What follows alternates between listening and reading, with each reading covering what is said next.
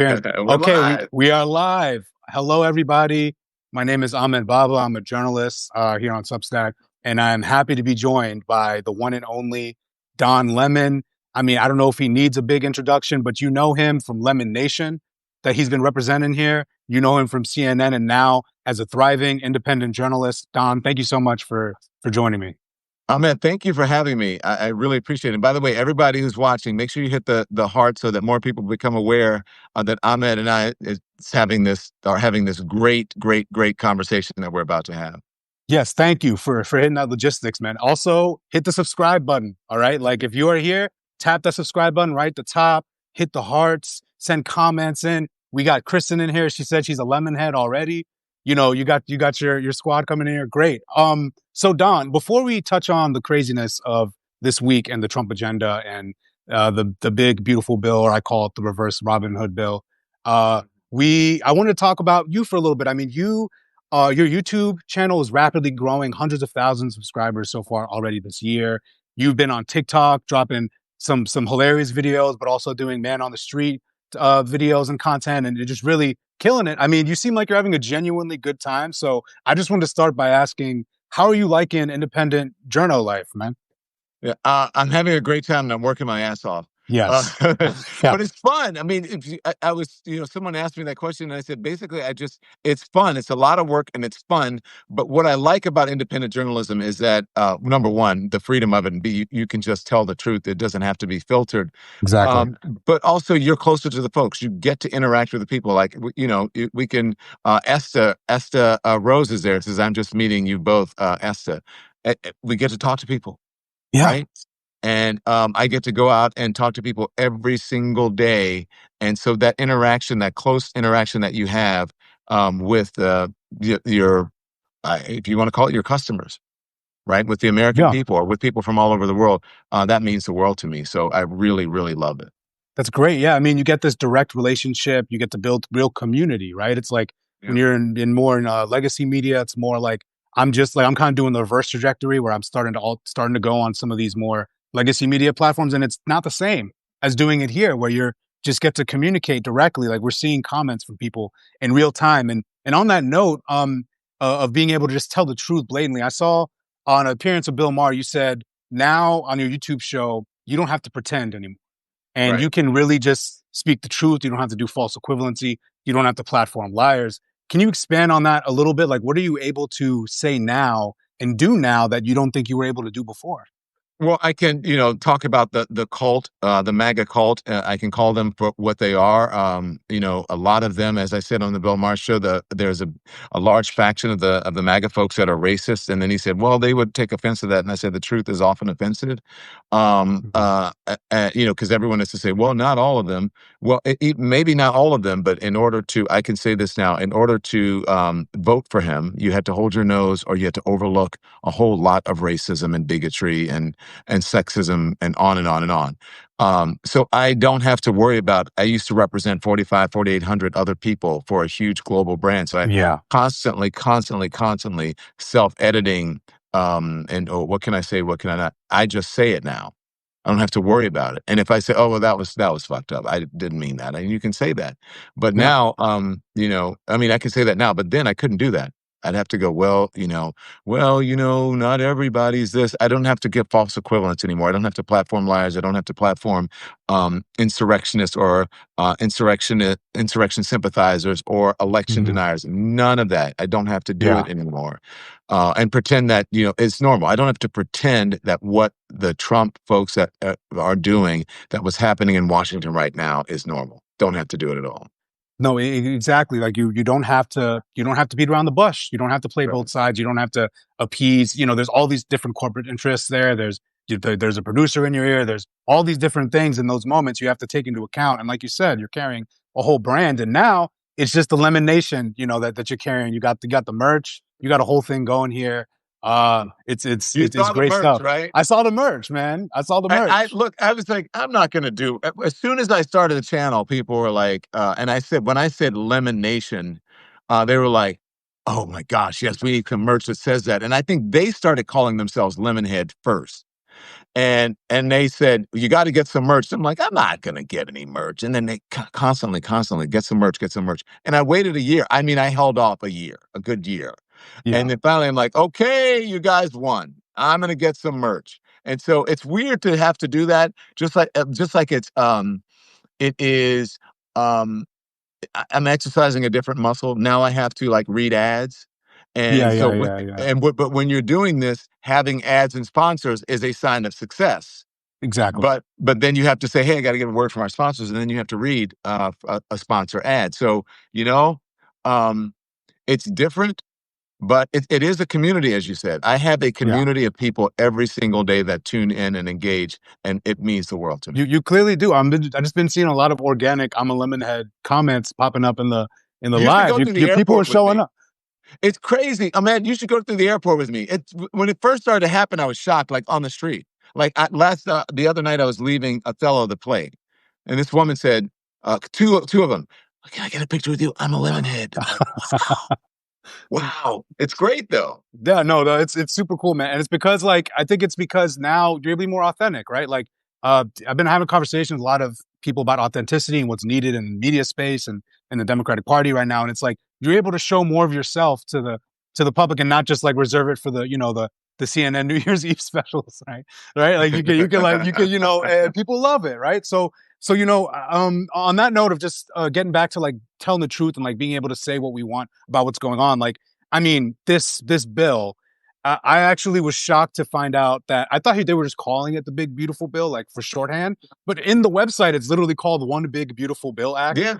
Yeah. And I was like, okay, these people are really just appeasing his ego here. But I mean, the CBO, we got 2.4 trillion added to the debt. We got 10.9 million that'll be left uninsured with these Medicaid cuts. We've got just the SNAP benefit cuts and a direct transfer of wealth from the poor to the rich, with the CBO saying, the bottom 10% are going to have fewer resources. The top 10% will have more. It's just overt reverse Robin Hood. Like, what is your take on this bill? And we'll get to the Musk side of it in a second, but just on the impact, what is your take on it? Well, $2.4 trillion added to the deficit. And they had nerve enough to complain that they said Joe Biden was adding to the deficit after Joe Biden had to rescue the economy from Yeah. going off a cliff when Trump was in there the first time. So look, these people have some, you know what, Yeah. to be able to push this. This bill is like anything else that Donald Trump does. He tries to market it and put his name on it. They put a name on it as to what he wants it to be. He tries to Mm-hmm. shape his own reality. But the reality is for him right now, and for the lawmakers in Washington, and quite frankly for MAGA. I just got off of my YouTube show, 10 a.m. Hot Topics Eastern Time, every Monday through Friday. But for this is make or break for them. It's do or Yeah. die. And the reason that they're doing it the way they're doing it is because they don't know how to legislate. They don't know how to govern. They don't know how to do things the right way. Or they understand the rules, but they don't want to use the rules because they know then that this bill is likely not to go through. So they're Yeah. trying to push it through without having any bipartisan sign-on, any sign-on from the Democrats, or having the Democrats have to scrutinize it publicly, with a filibuster or in Congress or in the Senate or whatever. They don't want any of that. And but Exactly. the folks are revolting because they're realizing the stuff that's in this bill is detrimental to them, and it's detrimental to mostly to the people who supported him, to middle Exactly. America. If you were going to lose your some of your social safety services, safety net services, if you're going to lose some of that, that is going to have a harmful effect on your life. If you're going to and just on being able to take care of your family, if you're going to lose Medicaid, anything like that, if states won't be able to have any sort of say over artificial intelligence that is rapidly growing and people don't know what it is, and now you have all of these lawmakers who signed it in Congress now saying, oh, I didn't know that was in there, I didn't know that was in there, I didn't know that was in there. That's because they didn't read it. You know Exactly. what they read? Donald Trump saying, you got to sign this. Mm-hmm. And now their constituents are saying, wait a minute, why did you sign this? And Exactly. so they have to do this because this will be the only real legislative thing accomplishment that Donald Trump will have done besides an executive order, which any president can sign. But to get Yes. people to sign on to a bill and make it a law is quite another thing, and they can't do that. This will be terribly detrimental, will be seen as a failure to Donald Trump, to the Republican lawmakers, and to MAGA if this doesn't get passed, and I don't know if it's going to.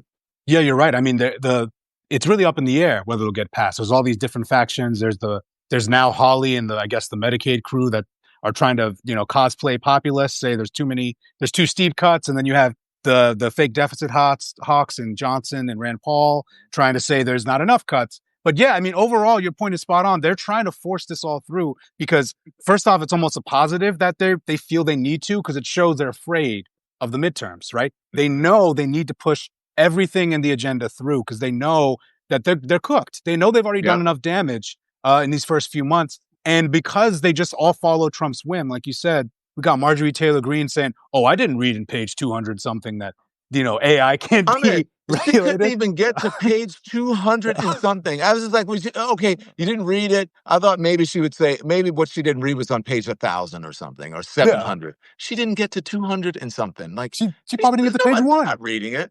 Yeah, probably didn't get to page one. And you're right. They just follow Trump's orders and just push this thing through because he wanted a big, beautiful bill that had everything in it. And when you do that, like, there's no comparison, obviously, because Build Back Better was significantly, more helpful to the people. But there was too much in that bill, too, that highlighted the factions within the Democratic Party, so they couldn't get it through, right? And I think we're seeing something similar here, where if you're trying to pack in everything from electric vehicle subsidy cuts, you're going to trigger the Musk, right? You're going to trigger the Musk faction, right? You're going to already happening. Already happened. About that, I hope. Yeah, we'll talk about that in a second. Yeah, like you're going to trigger the Musk faction over here. You're doing these steep Medicaid cuts. You're going to trigger the fake populist faction in Hawley, or maybe the more moderate ones in Murkowski. And then you're going to do this insane deficit spending that's going to further scare the bond market, which is already volatile because of the tariffs. Then you're gonna scare the deficit hawks. So they really painted themselves into a corner here. And you're right, the future of the bill, I definitely don't think as it stands, it's gonna pass. There's got to be major changes. Yeah. Well, they did, you said the same thing that I said this morning. Donald Trump has backed himself into a corner. Exactly. And just broadly, this bill really highlights the fact that Donald Trump is losing. He's not winning at all. Yes. Look at how the courts are pushing back, right? Look at what's happening with foreign policy. He did not end any war. Look at what happened with the tariffs and the stock market. He is pretending. It leads you to believe that he is accomplishing something and that he's winning if you look at all of these things that he's doing. But it's not. No one is signing on to it. The courts are not signing on to it. And it looks like right now, even his own Republican brothers and sisters in the Senate now and in the House are realizing it after they signed it. They're not even signing on to it. He's having to go down to Capitol Hill to convince people to sign on to this bill. And then now, here's the thing, okay, Ahmed, here's the thing. The person that you brought on in this unusual role that you created to weed out waste, fraud, and abuse in the system and to save money in Washington, D.C., Elon Musk for Doge, left the White House on Friday and couldn't wait to criticize the bill come Monday. I mean, maybe, I don't even know if he did it over the weekend. I think he said, finally, I can't hold back. I got to say it. Yeah. And so that person who you tasked to do that is now saying this bill is waste, fraud, and abuse. That is what? What does that say about what you're doing? Yeah, it says what you're doing is a disgusting abomination, right? To use Musk's own words, right? And now today, Musk is literally quote tweeting. He's doing, like, as we're on, quote tweeting old Trump tweets about the deficit and debt, and he's being doing like, it. I don't have Twitter. What is he doing? So basically, right now, he said, "I could not agree more," and he quote tweeted Trump from 2012, saying no member of Congress, should be eligible for re-election if they don't balance the budget. And he keeps taking old Trump tweets and saying he agrees with them, as if he's bashing the current bill. This is a full-on battle against Trump's signature piece of legislation. Like, this is a huge deal that immediately after Musk is beginning to turn on him, because I really think, obviously, he's against the bill for the the EV subsidies and other reasons, but I don't think he really cares about the deficit that much. Well, here's the thing. This is a battle between two of the most powerful men in the world, Yeah. right? The one who is elected to office and is the leader of the free world, is supposed to be, but doesn't conduct himself as such. And between the richest man in the world. Who's going to win? I think they're going to have to do this. Somebody's going to have to pull out a tape measure at the end of the day and to figure this out. No, I think money talks. And I think that, those Republican lawmakers are afraid. They're afraid of Donald Trump and they're afraid of Elon Musk. Elon Musk Yes. backed many of their candidacies, right? And gave them a lot of money. Donald Trump has the MAGA base behind him, and they don't Mhm. like it when people go against their dear leader. So which one is going to win out? As Barack Obama said, I don't know. Yeah, I don't know which one is going to win out, but this fight is juicy it and is. everybody's been waiting for it. And as Azalea Banks says, the girls are fighting. Yes, they are. And it's like that, that let them fight meme. Yeah. Yeah, it's like I've been used like it's the perfect let them like please continue this and please continue the beef. And the thing is like all of this is really playing out because I want to like kind of emphasize how this is a part of your point earlier about how Trump is losing. I've been writing about this for months, and also pointing out the potential schisms like even as someone who warned about Project 2025 since like 2023 and has been really afraid of that, Musk botched the implementation of that by moving so quickly and recklessly. And then now he's here. He full on went Icarus with a chainsaw and flew too Oh, I close to like the sun. Yeah, flew too that. close to the sun, and the cuts backfired. They backfired on him. They backfired on his companies. They backfired in the Wisconsin Supreme Court race. He's done political damage to Donald Trump and the Republicans. And now here he is going scorched earth. And I really think it is a part of this broader thing that people need to realize Trump is falling behind in court cases, falling behind in his agenda, falling behind in the effectiveness of what he wants to do. That's why he gets desperate and does this travel ban that's bigger than the Muslim ban last night. Like he is operating from a place of political weakness. And I think that's why we need more Democrats and people to kind of move with more bravado and prosecute this, right? Mm-hmm. And operating in fear. I posited this morning that, I thought about it. And I was like, well, is it even a question? Did Elon Musk play Donald Trump? Was Elon Musk playing the long game, saying I need to go in there and I need to get back my incentives for EVs, right? Mm-hmm. My what do you call them, the deductions or whatever you get for buying an EV, whether new or used. I think you get like $7,500 for new, and then I forget what it is, maybe $2,000-3,000 for buying a used one. Um, and all of those things. Is at NASA, you're going to have SpaceX or whatever that company lead NASA, be a part of Yeah. it. Like all of those things, he did not get some of them, but he did get what he did get was all the regulators Yeah. who had filed suit against him and who Mm-hmm. were going against him, whether it was in court or through the Congress. He got rid of all of those department heads, Yeah. and so he got a lot of what he wanted, and now he's out, and he's like, okay, you're not going to do this. You're not going to give me what I want for my EVs. You're not going to do this. Then we're going to see who wins. But I mean, did Trump get played? I mean, I think they both, when you have a coalition of grifters, like it's only going to last as long as their interests are aligned. And I think it was only a matter of time where their interests would misalign. I think they both thought they were playing each other. I think they both overestimate their own intelligence and they both thought, oh, I'm getting what I want from Donald. We had Donald Musk's son, kind of belittling Trump in front of him at the Oval that one time, saying those weird comments to him. And it was You're like, not the real president. yeah, and it's like clearly he was overhearing stuff Musk was probably saying privately, right? I think that they thought they were playing each other and now they're both down. Like they both are leaving the relationship having hurt each other, right? And now we're seeing a scorned Trump or scorned Musk and hopefully soon a scorned Trump. The more this heats up, it's going to be mutually assured destruction. Someone, Sammy Sage, one of my friends was talking about that the other day. Like it's like a mutually assured destruction thing happening here, where their egos are just going to lead to both of their constituencies being harmed here. And also, just quickly, I see a lot of hearts coming in here. Hit the like button, hit the subscribe.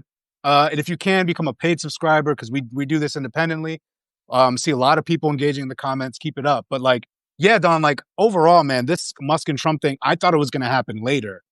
Yeah. But wow, this happened fast. What you're describing is the play that I saw this week. It's Othello, Yes. right? It's happened like that's mutually assured destruction, right? Yeah. It's crazy that you said that. I just realized I'm like, yes, he's right. Mutually assured destruction, unless they kiss and make up. But I don't know. Donald Trump does not like to be criticized publicly, and to be No. criticized publicly from someone that you trust. He elevated Elon Musk, right? Yeah. Elon Musk gave him a lot of money, but Donald Trump elevated. Donald Trump put him on the stage in Butler, Pennsylvania. Donald Hmm. Trump put him at a press conference with him, sitting for a major interview sometimes with world leaders in the Oval Office. So he really cozied up and made him sort of the co-president. And I'm sure at some point, JD Vance was like, "Wait, what? Yeah. What about me over here?" Right? So and now that very person, I cannot stress this enough. The person that you told the American people and the world was the best person to root out the fraud, the waste, and abuse in government to save you your money is now criticizing your signature bill. I can't really You couldn't say write enough about this. that. You Yeah. couldn't write this more perfectly for, and again, like there's all of these schisms here, and it's just they're going to continue to politically weaken because now the atrocity of the bill is being highlighted, right? Like the actual horrific nature of it is being spotlighted from all angles, from Trump's own allies, from Democrats, and if they force this thing through in any capacity, they are committing political suicide in the midterms, you know. And I really think You like believe that? I just because they moved the Medicaid work requirements up to 2026, and they started they have done everything they can to make sure people feel pain earlier from this bill, and I just think as I mean obviously there's going to be the spin machine and the disinformation campaigns, but if Democrats can effectively, and the media, of course, cover this, and not just like mainstream legacy media, but you know, this whole entire ecosystem of influencers can talk about this in a real way, yeah, I think people will realize who's the cause of their rising prices. You know? Yeah. Someone said, Leah Anderson says, "I hope you're tight, Ahmed." I think she meant right. Oh, I hope so. Both So, fronts. and then Maureen Marfell says, "I hope you are right, Ahmed." I think that's Yeah, what she meant. I hope you're yeah. tight. No, I he looks mean, tight. He looks tight, but he's good. I'm Um, trying to keep it tight. I just got married. You know, I'm on a workout routine. You know, I'm trying to keep it tight. Yeah, you yeah, know, we're out here, married gang, married gang. trying to. Look, I lost a couple pounds. I was like, because you off the market. Yeah, You start, yeah, you start slipping, and I'm like, no, I can't slip. I got to get this weight off of yeah. me. Got to Um, double down. Yeah, but so go ahead. what do you think happens next between these? Look, I think Republicans always come home. Somehow they will figure out a way, I believe, to get this passed, but it won't look anything like it looks now. And if they don't, it's back to the drawing board. And again, that is a failure Yeah, for Donald Trump and MAGA. yeah. I mean, I think some, I think the Medicaid cuts might be scaled back a little bit. They're gonna do some messaging, try to do some messaging wins where the core of the bill is still terrible, but they can try to message away and say, oh, we're not really cutting this much Medicaid, or we're not really, you know, doing this. I think some form of the bill is going to pass. I don't think the bill in this current iteration is going to pass, but I think regardless, no matter what changes they make, the core of it, which I think is the main thing to sell to people, is that people will become uninsured. Bottom 10% lose resources, top 10% gain. It is a direct transfer of wealth. I think that part of the bill will stay, especially because the tax cuts need to be paid for somehow, right? And the deficit spending, I just think what it's a recipe for a recession, to be honest. If you have the bond markets increasing interest rates because of the volatility, compounded with the tariffs, also increasing volatility, and then you have prices rising, like this is just not what Americans voted for. And I think overall, because they're trying to just appease Trump's whim to get everything in one bill, they're going to harm themselves politically. And Trump doesn't have any more elections to run, but these Republicans in the Senate and the House do. And I think they're going to bear the brunt of it. But what do you Yeah. think? I think they will bear the brunt of it. But look, I think it is very difficult for them. They're between a rock and a hard place. the Trump's core voters, right? The Trump base, they don't like it when people go against Trump. So they think that this bill is Trump for them, right? Yeah. But then there are the people who are maybe not MAGA and who are conservative Republicans who realize, like, wait a minute, this is not how is this smaller government and government efficiency? How is this lowering the deficit, the debt and the deficit? How is this being fiscally responsible and fiscally conservative? There's nothing fiscally responsible or conservative about it. When Yeah. you say that you agree with Elizabeth Warren about getting rid of the debt ceiling, then that's problematic for the Trump Yeah. base, right? Yeah. So look, I think they're up against it because they're trying to serve two masters right now, right? You Yes. got the budget hawks, as you said, like Holly and whatever. Holly's, I believe, more of a populist, Yeah. but you have the budget hawks, and then you have the populists, Mhm. and they're trying to serve two masters. And when you try to serve two masters, usually you don't end up serving either.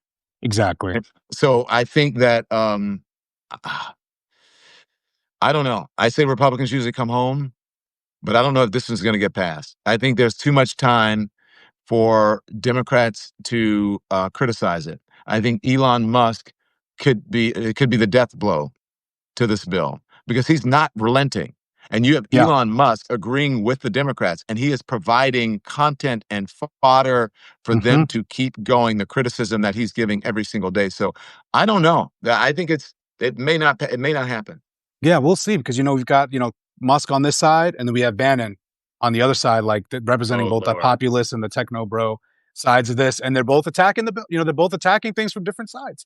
And you're right. We'll see how it plays out. But like, Don, I know you got some more stuff you got to get to here because you're live streaming 24/7 these days.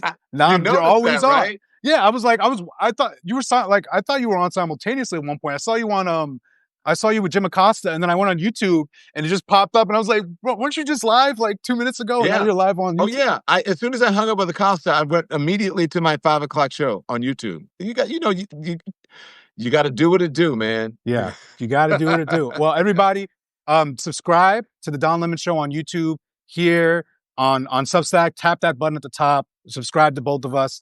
We appreciate your time, Don. One final thing, I wanted to see if you had any final words. Like, if you wanted to tell journalists or the media generally how to cover this moment, what would be a succinct thing that you would say of like what this moment demands? Stop pretending that this is normal. That's it. It's not. It is not Yeah, normal. And the way I want to say it is that this ain't normal. And stop pretending that it is normal. But I would love. We should continue to do this, Ahmed, on a continuous basis. Maybe we'll call it like two brothers talking or something like that. But I I think like we that should do name. this. I Yeah, think we yeah. should But do it we on we call Substack. call call it Lemon Baba. We can do a little. We'll do I some love it. co-branding, man. Yeah. I love it. I think we should do it every week. We should find I'm the time to I'm do it every totally week. down. I'm All totally right. down. Let's do it. Hit me up. Get my info from the producers. I think you have it. All I right. do. All right, brother. All right, good stuff. Talk soon. Take care. Thank All you. right. See you Thank guys you. live at 5 on YouTube. See you, everybody.